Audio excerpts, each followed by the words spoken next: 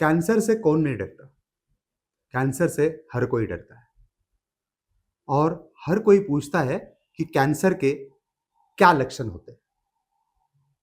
इसी के बारे में आज हम चर्चा करेंगे। नमस्कार, मैं हूं डॉक्टर विनोद गोरे, कैंसर सर्जन, सेर्वरी क्लिनिक, पुणे। तो कैंसर के लक्षण क्या होते हैं? कैंसर के लक्षण जो है वो हर प्रकार के कैंसर के अलग अलग लक्षण होते हैं। अभी कौन से प्रकार का कैंसर है उस हिसाब से आपके बॉडी में कैंसर के लक्षण होंगे। बहुत बार जनरलाइज सिम्टम्स जिसको बोलते हैं, वेट लॉस या भूख नहीं लगना, ये सभी कैंसर में कॉमन सिम्टम्स रहते हैं। लेकिन हम विस्तार से जानेंगे कि हर कोई पार्ट के कैंसर के कौन से लक्षण होते हैं। हम चालू करते हैं ब्रेस्ट कैंसर से। तो ब्रेस्ट कैंसर के कौन से लक्षण होते हैं? What are the science and symptoms of breast cancer? Breast cancer के सिम्टम्स में सबसे इंपॉर्टेंट सिम्टम है lump in the breast. Lump in the breast मतलब ब्रेस्ट में एक गठान पैदा होती है जो आपको हाथ को लगती है। तो ब्रेस्ट में गठान होना या फिर एक्जिला में, आपके कांख में गठान होना, ये ब्रेस्ट कैंसर का सबसे कॉमन सिम्टम है। दूसरे जो लक्षण है, स्किन टीदरिंग या फिर स्किन में चेंजेस होना या फिर ब्रेस्ट का शेप चेंज होना या फिर निपल से डिस्चार्ज होना। निपल से कभी कभी ब्लडी डिस्चार्ज होता है, खून जैसा डिस्चार्ज निपल से आता है।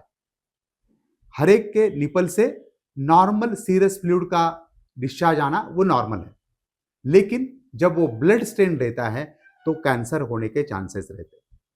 ये हो गए अर्ली ब्रेस्ट कैंसर के सिम्टम्स। लेट ब्रेस्ट कैंसर में कभी कभी ब्रेस्ट के स्किन में अल्सर हो जाते हैं या फिर ब्रेस्ट का कैंसर किसी और एरिया में फैलता है तो बैक एक होता है, क्योंकि वो आपके बैक के जो बोन्स है उसमें कैंसर फैला हुआ है। या फिर आपको सांस लेने में तकलीफ होती है जब ब्रेस्ट का कैंसर फेफड़े में फैलता है, या फिर आपको चक्कर आने लगते हैं या हेडेक होने लगता है जब ब्रेस्ट कैंसर आपके ब्रेन में फैलता है। तो depending on the stage breast cancer के ये अलग अलग लक्षण होते हैं। उसके बाद हम देखते हैं कि ओरल मैलिग्नेंसी या लैरिंग्स कैंसर के कौन से सिम्टम होते हैं। ओरल मैलिग्नेंसी में आपके मुंह में छाले पड़ जाते हैं या फिर मुंह में कोई अल्सर या गठान आ जाती है। अभी ये बहुत बार टंग पे कोई अल्सर रहता है या फिर आपके बकल म्यूकोजा पे कोई अल्सर रहता है जो कि ठीक नहीं हो रहा। तो जब भी आपके मुंह में ऐसे कुछ छाले हैं जो ठीक नहीं हो रहे, आपको तुरंत डॉक्टर को दिखाना चाहिए। दूसरे जो सिम्टम्स है, कभी कभी इरिथ्रोप्लाकिया या ल्यूकोप्लाकिया होता है। ये प्री कैंसरस कंडीशन है, यानी कि मुंह में पड़ने वाले व्हाइट कलर के या रेड कलर के पैचेस। व्हाइट कलर के पैचेस को ल्यूकोप्लाकिया बोलते हैं और रेड कलर के पैचेस को इरिथ्रोप्लाकिया बोलते हैं। अभी कैंसर लैरिंग्स में डेवलप जब होता है तो चेंज इन वॉइस होता है, या फिर बेस टंग पे जब कैंसर डेवलप होता है तो वॉइस बदलता है, आपका आवाज बदलती है। आपका आवाज जो है वो नॉर्मल नहीं रहता, उसमें चेंज आता है। तो आपके जब भी आवाज में चेंज आता है तो आपको तुरंत डॉक्टर को जाके दिखाना चाहिए। या कभी कभी आपके जो थूक है उसमें ब्लड आ जाता है। तीसरा है कि आपके नेक में कभी कभी स्वेलिंग आ जाती है, जिसको लिम्फ नोड की स्वेलिंग बोलते हैं। कभी कभी ट्यूमर छोटा रहता है लेकिन आपकी जो गठान है, नेक के जो लिम्फ नोड्स है वो बड़े हो जाते हैं, उसकी वजह से नेक में बड़ी सी गठान आती है। तो ये है लैरिंग्स और ओरल कैविटी के कैंसर के सिम्टम्स। अभी थायराइड मैलिग्नेंसी में कौन से सिम्टम्स है? तो थायराइड मैलिग्नेंसी में सबसे इंपॉर्टेंट सिम्टम है कि एक बड़ा सा ग्वाइटर, मतलब आपकी नेक के बीच में एक बड़ा सा गठान आता है। तो वो गठान को आप सोनोग्राफी करके या एफएनएसी करके कैंसर है या नहीं है वो पता कर सकते हैं। अभी पैरोटिड जो ग्लैंड रहती है जो कि कान के सामने रहती है, वो पैरोटिड ग्लैंड में भी जब कैंसर डेवलप होता है तो वहां पे भी गठान आती है। इसके बाद हम जाते हैं लंग कैंसर की तरफ। लंग कैंसर में जो सिम्टम्स रहते हैं वो है खांसी, बहुत दिन नहीं रुकने वाली खांसी, सांस लेने में तकलीफ और आपकी थूक में ब्लड आना, सो ब्लड स्टेन्ड स्पूटम। ये 3 इंपॉर्टेंट सिम्टम्स है लंग कैंसर के। तो लंग कैंसर एक बहुत कॉमन कैंसर है और जब भी खून आता है आपकी थूक में या फिर आपको सांस लेने में तकलीफ होती है या फिर बहुत दिनों तक खांसी रहती है तो डॉक्टर को तुरंत दिखाना चाहिए। अभी इसोफेजियल कैंसर या स्टमक कैंसर में डिस्पेजिया होता है, आपको उल्टियां होने लगती है, जब आप फूड खाते हैं तो कुछ देर के बाद आपको उल्टी होती है या फिर आपकी उल्टी में ब्लड आता है। यह है इसोफेजियल कैंसर के लक्षण।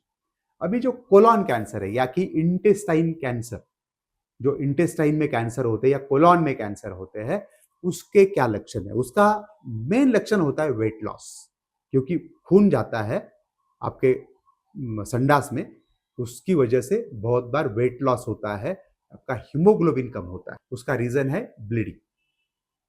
दूसरा सिम्टम है कि कभी कभी आपको ऑब्स्ट्रक्शन होता है, मतलब पेट फूल जाता है।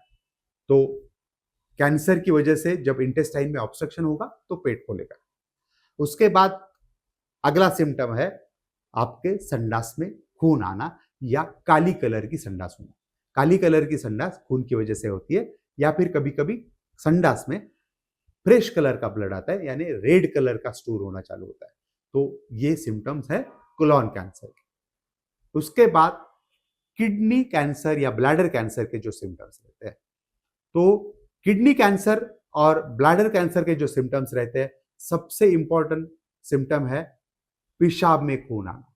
पेशाब में खून आता है या फिर पेट में बहुत सारा दर्द होना लगता है, तो आपको ये इंडिकेशन मिल जाता है कि शायद ब्लैडर या आपके किडनी में कुछ कैंसर के लक्षण हो सकते हैं। अगला है प्रोस्टेट कैंसर। तो प्रोस्टेट कैंसर का क्या लक्षण होता है?